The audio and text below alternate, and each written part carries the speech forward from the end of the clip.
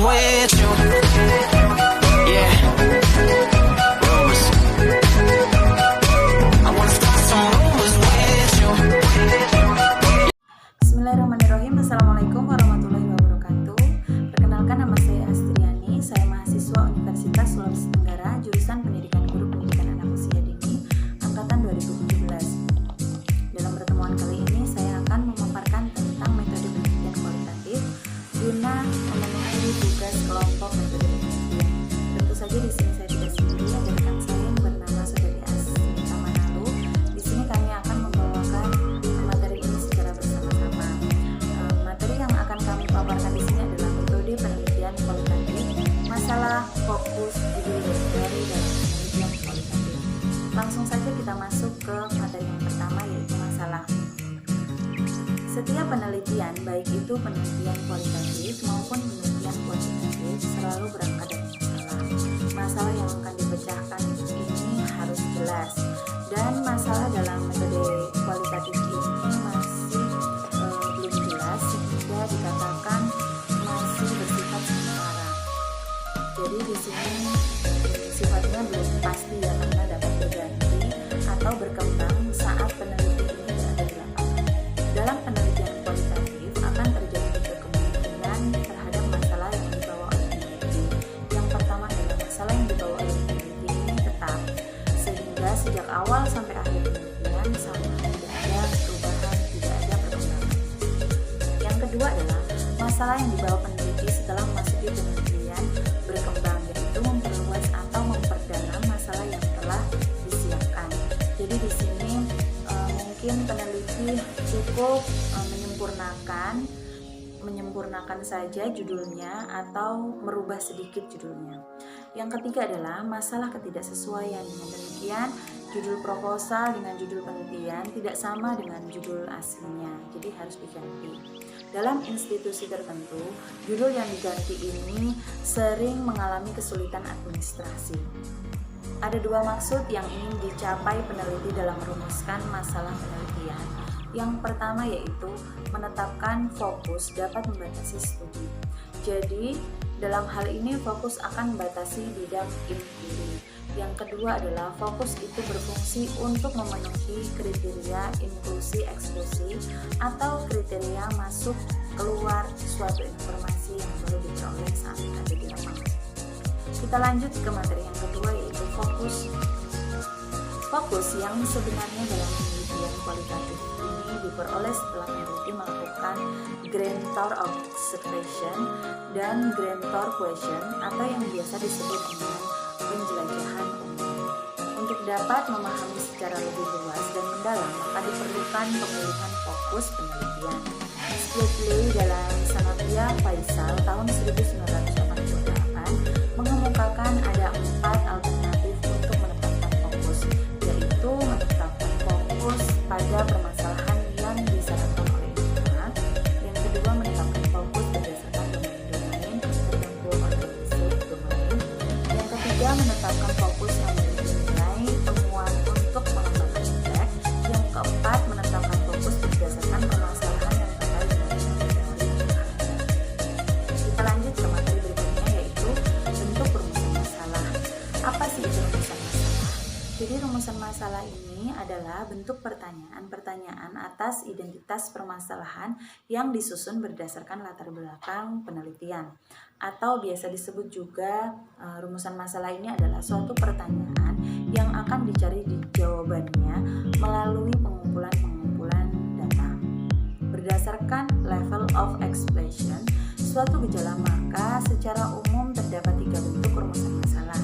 Rumusan masalah ini memiliki 3 bentuk. Yang pertama adalah rumusan masalah deskriptif, yaitu rumusan masalah yang berkenaan dengan pertanyaan terhadap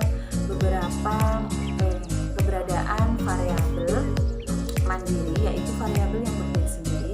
Jadi dalam penelitian ini, peneliti tidak membuat perbandingan variabel. Contoh rumusan masalah yang seperti ini adalah bagaimanakah sikap masyarakat terhadap perguruan tinggi negara berbadan hukum. Jadi yang kedua adalah rumusan masalah komparatif.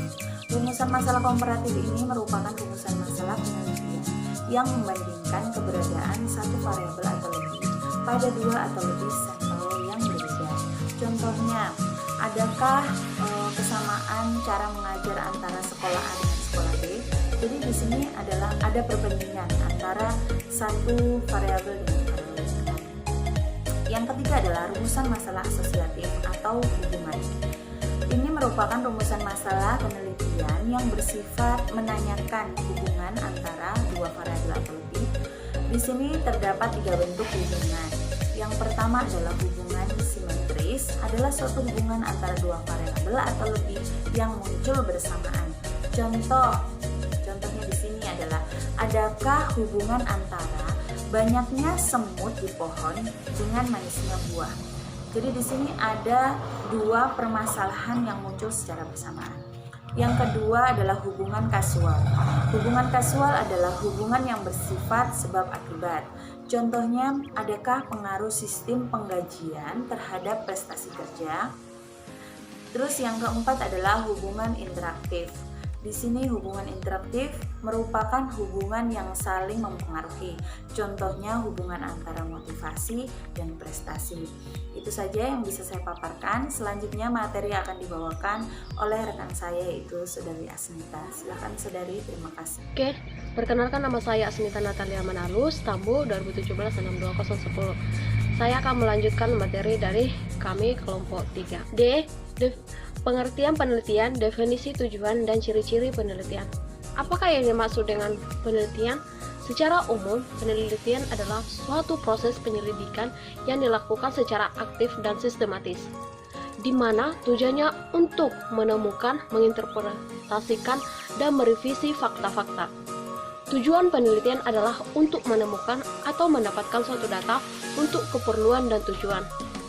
Oleh karena itu, penelitian atau riset harus dilakukan secara ilmiah berdasarkan pada ciri-ciri keilmuan, yaitu yang pertama, rasional.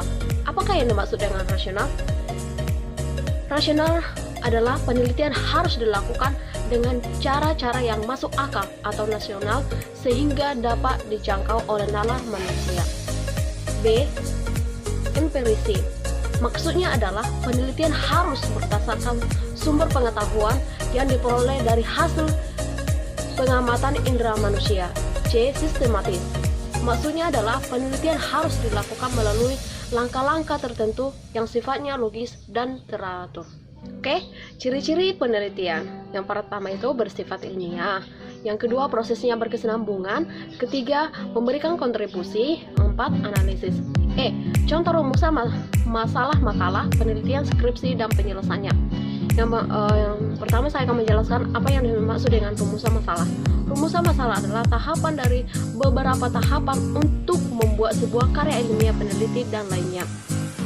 3 kriteria rumusan masalah. Yang pertama itu, pada rumusan masalah kriteria pertama bentuknya berupa kalimat interrogatif atau kalimat tanya, baik pertanyaan yang perlu dijawab. Kedua, berhubungan atau bermanfaat untuk berusaha untuk membuat data, mengembangkan teori. Yang ketiga, membuat sebuah rumusan masalah. Jenis rumusan masalah. Yang pertama itu masalah deskriptif. Yang kedua, masalah komparatif. Yang ketiga, masalah asosiatif. Yang keempat, hubungan kausal. F. Teori-teori penunjang dalam penelitian kualitatif. Yang pertama itu formologi. Yang kedua, hermeneutik. Yang ketiga, empiristik simbolik. Yang keempat, antrometodologi. Yang kelima, teori budaya. Yang penjelasan kami dari kelompok 3, semoga apa yang kami jelaskan dapat